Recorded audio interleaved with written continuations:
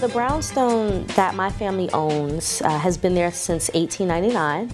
My great-grandmother bought it, and we're 5 generations in. We all grew up there. My great-grandmother had her life there, and my grandmother grew up there, and my dad, and me, my sisters, and now my son.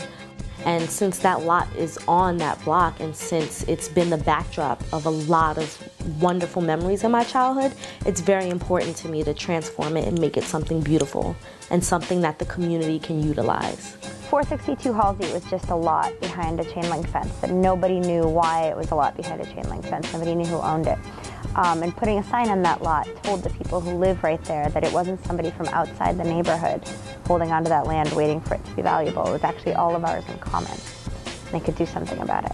That is one of the goals that we have, providing a community hub, a place in which people can come together. And the first step in doing that was the fact that my co-founder, Kristen Bernardi-Rapp, she is not a native Bed-Stuy resident. She just moved here with her family. And the fact that we have linked up, you have someone who's lived here, who's gone through the ups and downs of this neighborhood, versus someone who is brand new, but is willing to learn about the history and to really be a part of it and make this their home.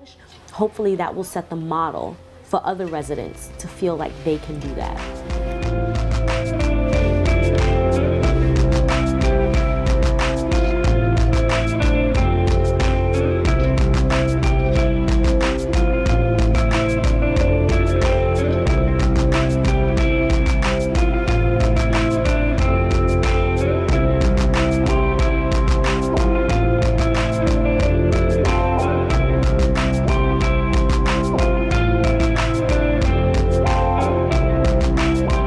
As a lot of people know, in Bed-Stuy, there is something called a food desert, which means that this neighborhood, yes, it has grocery stores, but it lacks the amount of grocery stores needed to fulfill the needs of many of the families.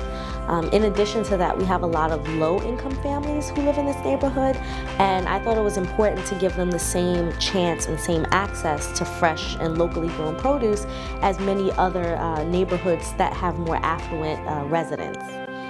So making this a community garden was just such an easy, a no-brainer, so to speak. I want to give back to the community in which I grew up in, and I recognize that there are a lot of people stuck in positions in which they can't pull themselves out of, and if I can help in any small way, giving a bag of tomatoes or a bag of lettuce or cucumbers, and that somehow changes someone's life, that for me is fulfilling.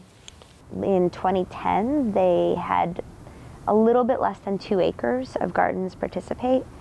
And those less than 2 acres of gardens produce 90,000 pounds of vegetables, which is crazy. One of the things I want to accomplish in this garden is to bring these people together and say, yes, we are all different, but essentially we are all the same, and we can work together to make a greater neighborhood. We can be a beautiful neighborhood.